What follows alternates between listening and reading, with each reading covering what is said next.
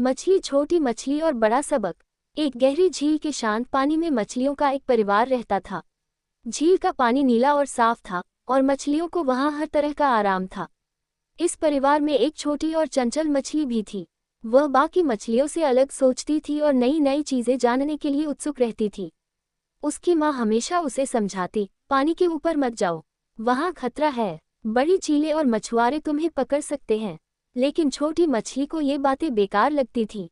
उसे लगता था कि वह बहुत तेज है और कोई उसे पकड़ नहीं सकता।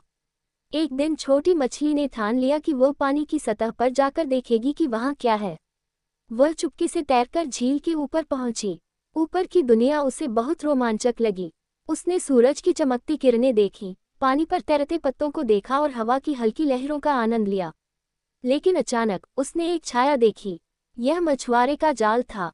छोटी मछली घबरा गई और बचने की कोशिश करने लगी, परंतु उसकी तेजी और चपलता के बावजूद वह जाल में फंस गई। अब वह अपने फैसले पर पछता रही थी। मछुआरे ने जाल खींचा और छोटी मछली को अपने टोकरे में डाल दिया। मछली रोने लगी और भगवान से मदद मांगने लगी। उसे अपनी माँ की बातें याद आ रही थीं। उसी समय मछुआरे का ध्यान दूसरी मछलियों की ओर चला गया। उसने जाल को फिर से फेंकने के लिए टोकरे को खुला छोड़ दिया।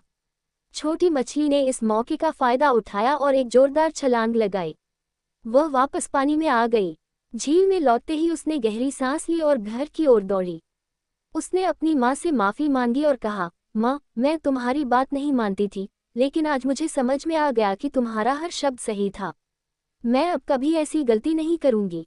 उस दिन से छोटी मछली ने कभी पानी की सतह पर जाने की कोशिश नहीं की। उसने सीखा कि बड़े बुजुर्गों की बातें अनुभव और ज्ञान पर आधारित होती हैं। ये कहानी हमें सिखाती है कि हमें अपने से बड़े और अनुभवी लोगों की सलाह माननी चाहिए, क्योंकि उनका अनुभव हमें बड़ी मुश्किलों से बचा सकता है। शिक्षा। ये कहानी हमें बताती है कि हर नए अनुभव को समझदारी से अपनाना चाहिए और अनुशासन में रहकर जीवन जी